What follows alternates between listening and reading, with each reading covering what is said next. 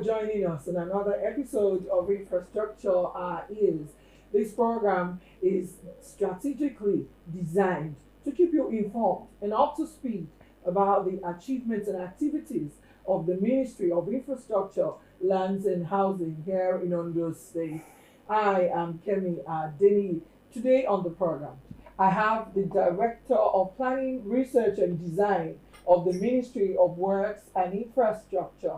He is Engineer Taiwo Shomo Aino. It's good to have you join us on today's episode. Thank you.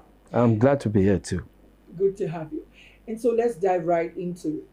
I know this office, just as your designation has told us, you're planning, you're researching, and you're also working on the design. Now tell us what you do. Explain to us your job description. Thank you very much. My name is Engineer Taiwo Shomo Aino, as you have rightly said. Basically, what we do here as the director in charge of the Department of Planning, Design and Research is basically to conduct what we call geotechnical investigations, essentially for buildings and also for road construction works. You will agree with me that there is no infrastructure that you want to do that you have to place it on the ground. Okay. So it becomes very imperative and necessary that we have a very good and solid ground upon which we put our infrastructure. And so it becomes very necessary that we must carry out research to understand better the nature of the soil, the bearing capacity of the soil, and the strength it possesses to enable us to ensure that whatever we put on ground will be able to stay and it will not collapse. So we have it for buildings, we also have it for roads. Okay. Now, the design aspect of what we do in this office refers essentially to engineering design. Engineering design entails, apart from the soil investigation that I've just talked about, it also involves the procurement of consultants to carry out what we call engineering survey. Now, the engineering survey gives us an idea about the behavior of our roads in terms of alignment. When we talked about engineering alignment for roads, we are referring to the horizontal maneuvering and at the same time, the vertical maneuvering of our roads. So we need engineering surveyors. We call them engineering surveyors, who are essentially employed by consultants, to carry out, to go to proposed, project corridors to carry out those surveys. And then they give us an information that will give us an idea about the surface modeling of an existing project corridor. And so this gives us an idea of what we are to recommend in terms of design that will be functional, that will be safe, that will ensure that at the end of the day, road users, enjoy what state government is providing for them in terms of road infrastructure and, of course, in terms of building too. Now, let me take it from the mention of consultants. I'm so aware that the consultants are sort of middlemen between your office and the contractors on site. Is that correct? Correct. Now, those consultants, how do you ensure proper service delivery at their end? Let me use this opportunity to appreciate Mr. Governor. Okay.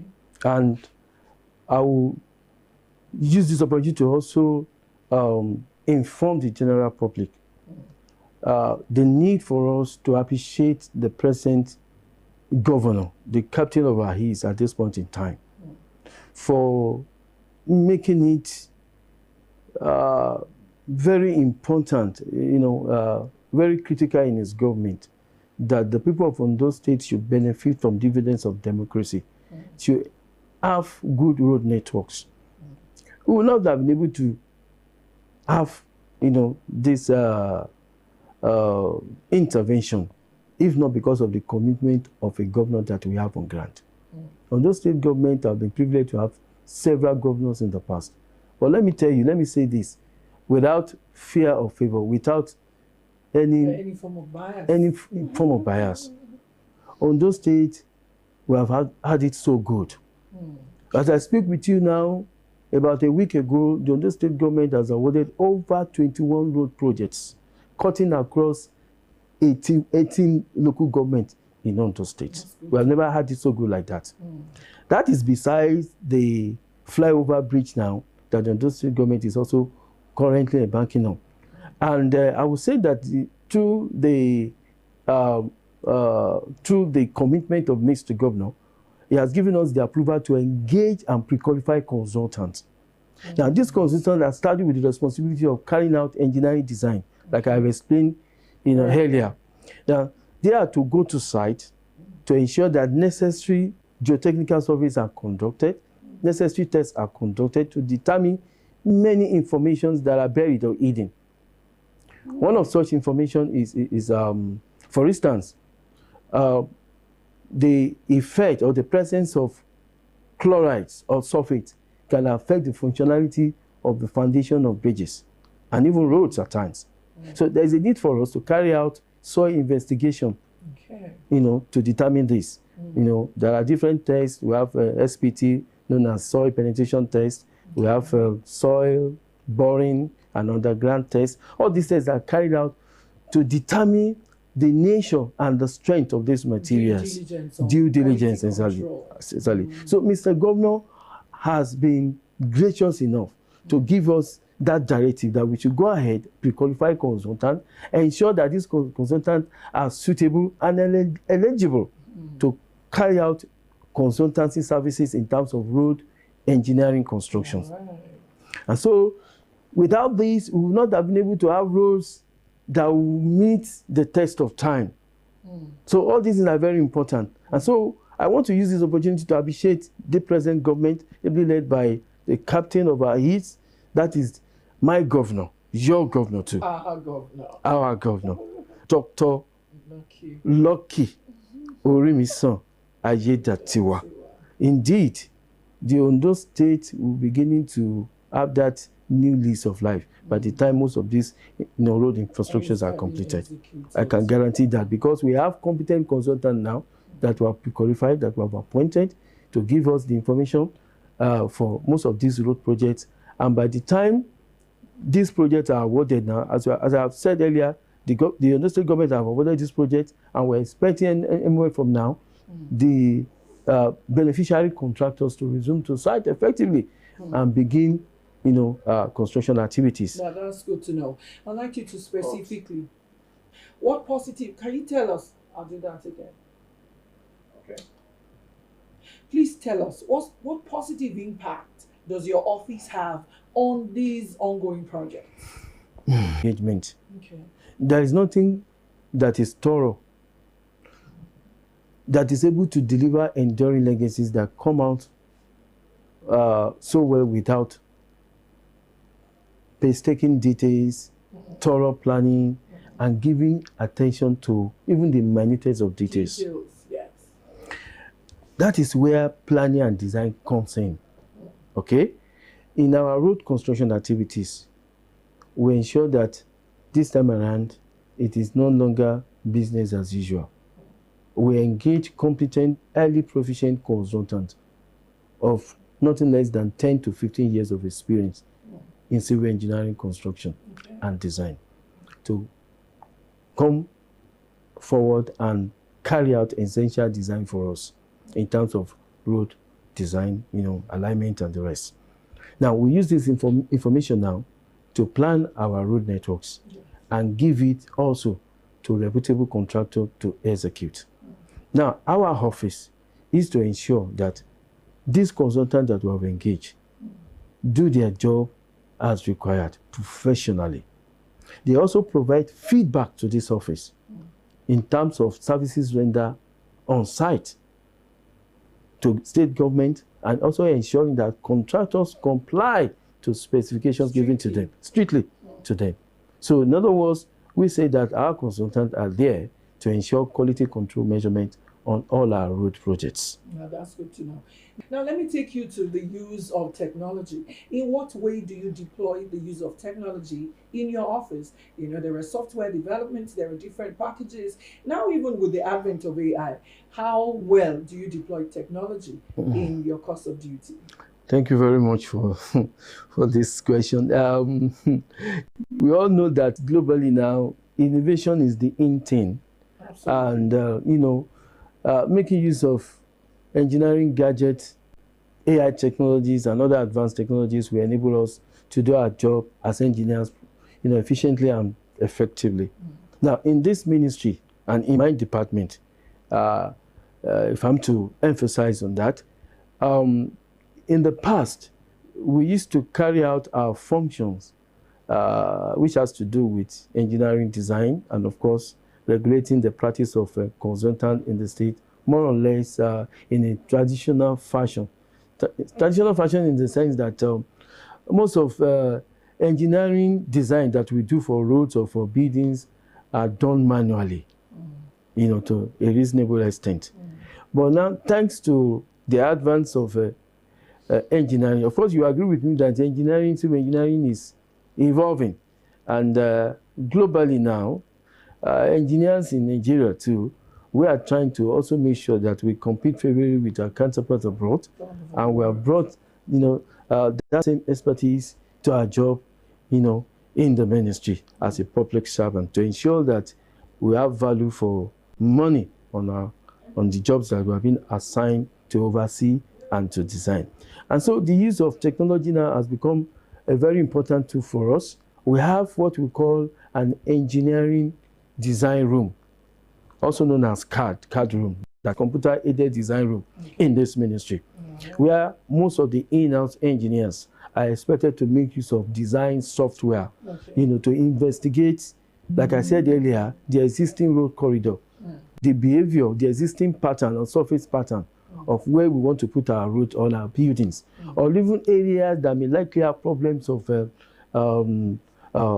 ecological problems like flooding and all the, and related cases like that. So we use these machines to detect, of course, thanks to satellite imagery, we can have an area overview of most of the areas that we want to put infrastructure, map it properly, collect information as regards the topo, that is the topographical details, giving us information about the terrain patterns and, of course, any negative impact that we may expect from flooding.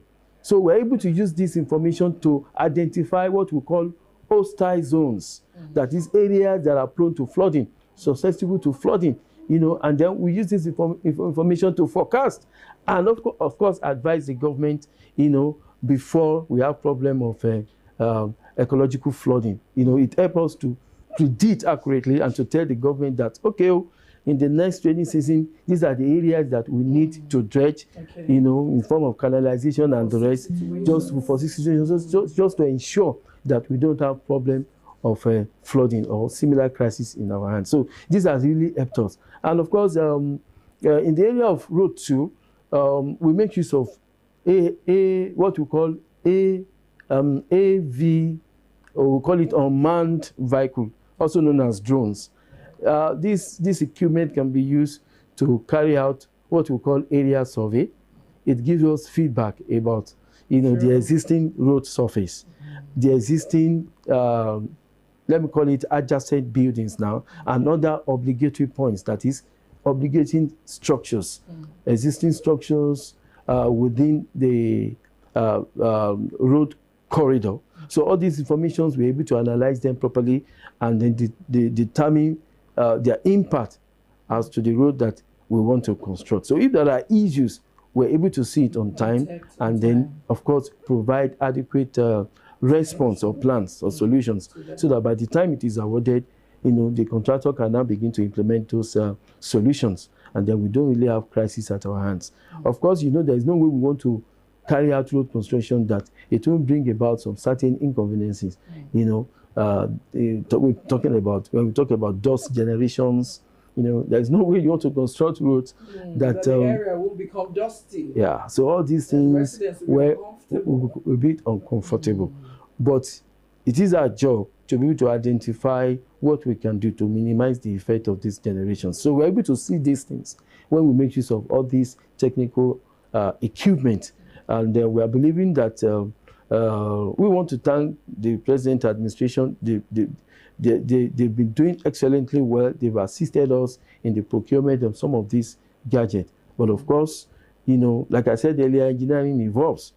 And, you know, as time goes on, we believe can only get better. it can only get better. We believe that, you know, the government is always, it has this listening ear, and, you know, and they address most of our needs and concerns. So we appreciate the present administration for that. All right, that's good to know. Now, they say the room for improvement is quite large. For what you're doing at the moment, there are ways that you can improve them. So can you suggest a few improvements that you'd like to mention on your job? What I would just want to mention here is just like we all know that in everything we do in life, there is room for what we call improvement management plan. Okay. Basically to improve in terms of our soft and hard skills, and also to improve in terms of the quality of what we deliver for the people to enjoy. That's very essential. Yeah, it is. So the only area I want to mention is in the area of technical training. Okay. Of course, you agree with me that in the civil service, there are two types of training that we do. We have the management training, which is essential for the management officers, and we also require field training, that we also refer to as technical training for most of our engineers on the field, so that it will this knowledge, this technical knowledge, will enable them to do the job more efficiently and effectively. Of course, we don't want our engineers to become obsolete when they compete with their counterparts anywhere in the world. That is very important. Two, you also agree with me that we pre-qualified consultants. So it becomes very important for us that you must be a step ahead of them. Absolutely. So this training is very essential for our in-house engineers. Okay. We need it. There is no two-way to it. There's no shortcut to it. So that, I believe, you know, if our engineers are, you know, the government has been doing that, but if the government continue to improve on that and expose our engineers to regular retraining and retraining, I think it will make our job much more better. I'm sure the authorities will take note of that. Thank you very much. Now, you also mentioned, or we're all aware in Ondo State, that some road projects have just been newly approved by the Ondo State Executive Council. Yeah. I'd like you to shed more light on that. Yeah, thank you. About a month ago now, when we got the approval of Mr. Governor to engage consultants to carry out feasibility studies and design of projects. There are 21 in number, inclusive of the bridge, the flyover, which is flowing from Adigbola to St. Matthias area, which is about 2.38 kilometers, to address some of the concerns that we have along Obadeshida-Oyemekun corridor. Now, beside the bridge, we have other 20 road projects cutting across the 18 local governments. Let me just give you a few, mention a few of most of those projects for the general public to really know what this government is really doing, you know, and also passionately are about having a very good road networks. I'll pick them one by one. We have the construction of Zion Pepe to Agirigate Town, which is in Ilaje. We have the construction of Ile-Shabomi to Igbotu Road, which also is in the local government area. We have that of construction of Igbeguni Township, which is in Ilaje. These are communities that have not been privileged to have good road networks for over 15 years. I know what I'm talking about, because I started my practice from that area, from the south. In Akure North, we have the construction of selected roads within the Obaile houses, you know, townships, short township roads being selected, and this runs into 5-6 kilometers. We have the Eseodo, another one in Eseodo there, which is construction of Agadagba Ilekiri Galigo Road. That's another about 6 kilometers, 7 kilometer road there. We have also another one in the construction of Okumo, Igodon Lisa, off Okitipupa axis there. People who are living, who are resident in Okitipupa will know this particular road corridor. It has been a death trap for our people because it shares the same boundary with Express. So this government has found it so necessary to do it now. Why are we not celebrating?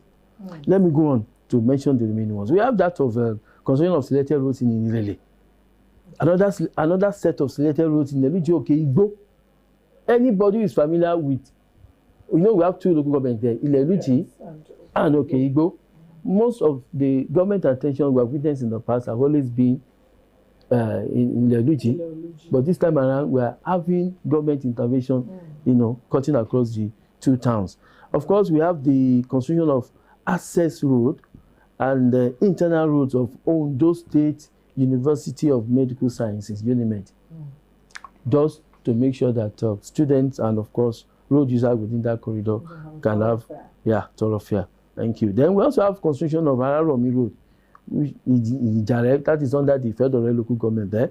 We have that of a construction of Sabori Molade Road, Akikube, and we have other similar roads, being selected in MTD roundabout, all of in grammar school in Idori there, leading to technical college. We have that of, even in Akure here, I can mention that we are also intending to rehabilitate and also overlay with asphalt this road corridor leading in between Ayedun, Alaimoye, Alago, Akure Owo Express Road. Of course, let me mention this, which is very critical.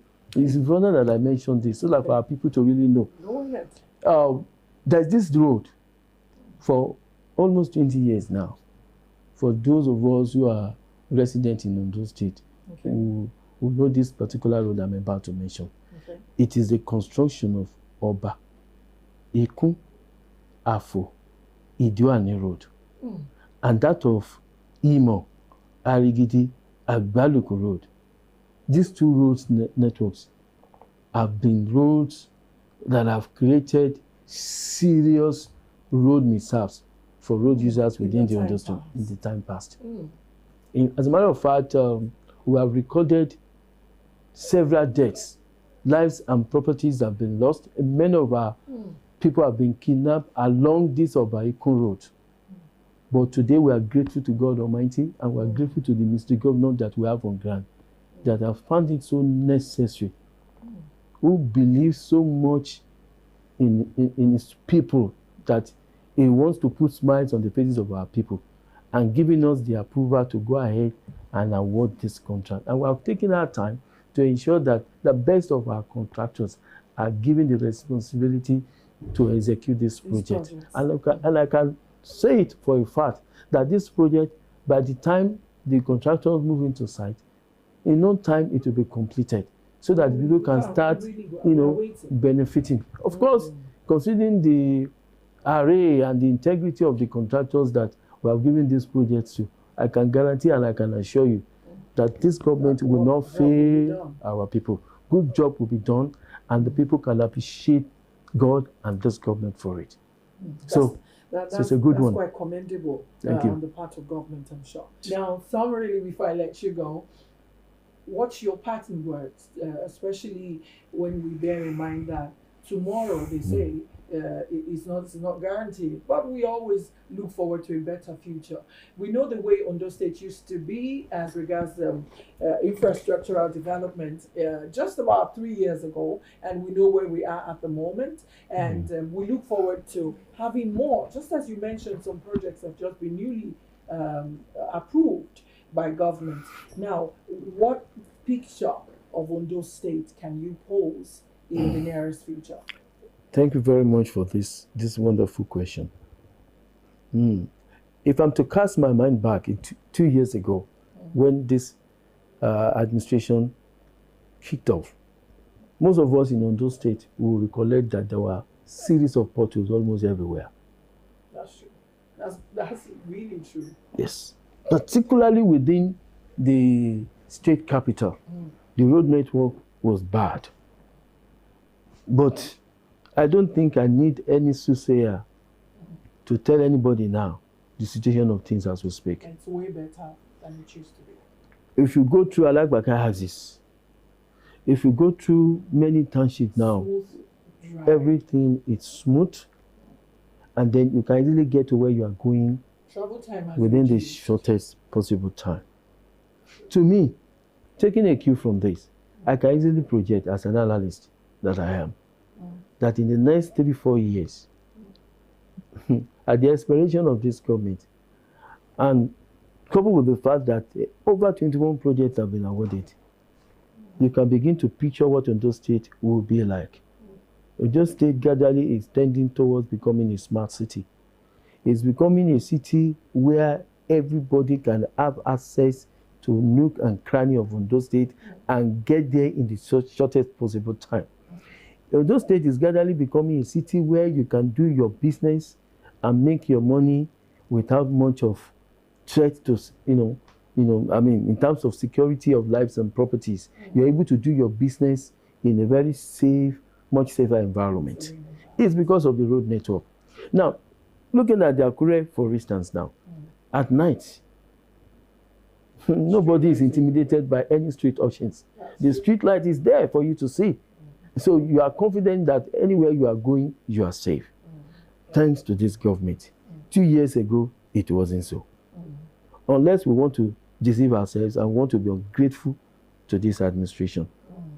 A lot of people are safer because of most of these utilities and amenities that have been provided by the present administration. So I see Ondo State in 2-3 years now becoming a city that we'll always be proud of. Most of the local government, not only at state capital too, go to the riverine area. As I speak with you now, we are having kilometers of roads being constructed, not single carriageway, dualized. We have the Okitikwa Motosho Road construction currently going on, navigating and exposing that corridor for the first time for over 25 years. We have never had that kind of road infrastructure within the southern senatorial axis. I know what I'm talking about. Absolutely. Connecting two townships, Okitikwa and Igbokoda. No, it's no mean feat. Let us appreciate this administration for that. Thank you very much for your kind words. Thank you for the audience and also the pleasure of sharing your time and expertise. And on this note, I'd like to call it a wrap for today on Infrastructure at Ease. I look forward to having you join us on this conversation again next week. Now take it and also know that this state is growing under the able leadership of His Excellency Dr. Lucky Orimison Ayedatiwa, and also the dedicated and hardworking Commissioner for Infrastructure, Lands and Housing here in Ondo State, Engineer Abiola Ayorinde Olawoye, FNSE, FNICE, FNIHTE. See you again next week on Infrastructure Ease. I am Kemi Adini, and it's bye for now.